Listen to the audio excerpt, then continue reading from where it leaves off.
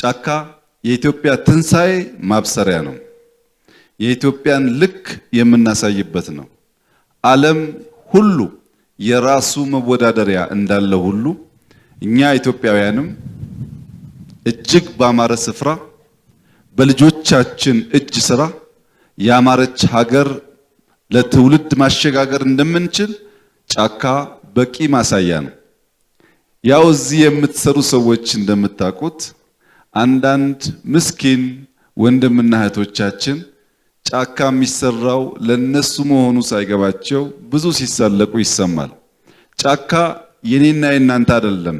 ጫካ የኢትዮጵያዊነት ልክ የኢትዮጵያውያን ሁሉ ሀብት ለኢትዮጵያውያን የሚሰራ ነው። የኔና የናንተ ድርሻ ቀን ከሌት ሰርቶ ለኢትዮጵያ ጫካን ማበርከት ነው። ከወዲሁ ስራው ሳያልቅ አሁን ባለበት ሁኔታ ብቻ በማንኛውም መስፈርት ጫካ የሚያኮራ ስራ መሆኑን ግሪነሪ፣ ውሃ፣ ተራራ ከሩቅ የመመልከት አቅም የሰው ልጅ አእምሮን በምን ያክል ሊከፍት እንደሚችል ማሳያ ቦታ ሆኗል።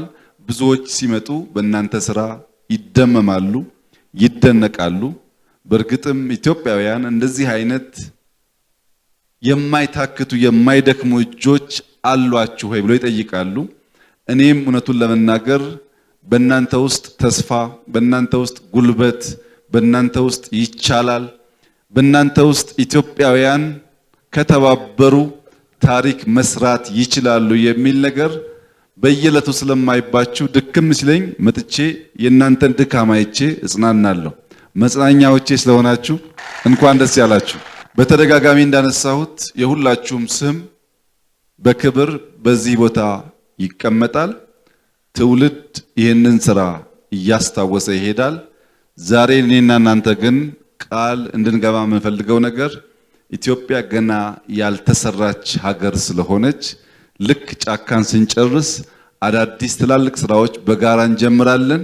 አሁን የሚሳደቡን መጥተው ይዝናናሉ። እኔና እናንተ ደግሞ ሄደን እንቆፍራለን። ሁላችሁም እንደምታውቁት ከሁሉም የሀገሪቱ ጫፍ ወጣቶች በዚህ ቦታ አላችሁ።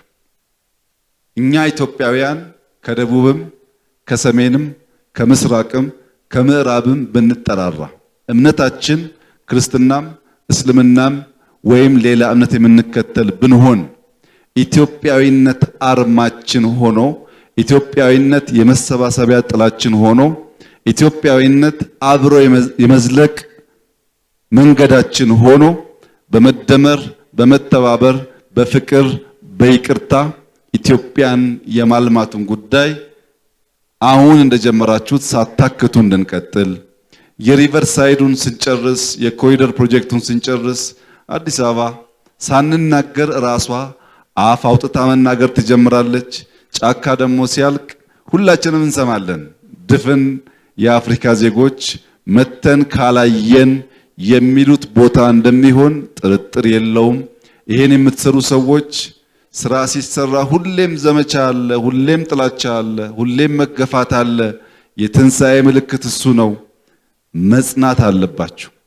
እንደ ኢትዮጵያ ሰብሰብ ብለን ለሁሉም ዘር ለሁሉም ሰው ለኢትዮጵያ ብቻ አይደለም ሲቻል አልፈን ለአፍሪካም የምንተርፍ መሆን ይኖርብናል። እናንተ በዚህ ስፍራ በምትሰሩት ስራ ብዙዎች ተጽናንተዋል፣ ብዙዎች ተስፋን አይተዋል፣ ብዙዎች ኢትዮጵያ ውስጥ ይቻላል ወይ ብለዋል። ያላዩ ሁሉ መጥተው እንዲያዩና ከናንተ እንዲማሩ የናንተን ፈለግ እንዲከተሉ ምኞቴ መሆኑን እየገለጽኩ መዋደድ፣ መተባበር፣ መተዛዘን አርማችሁ ይሁን።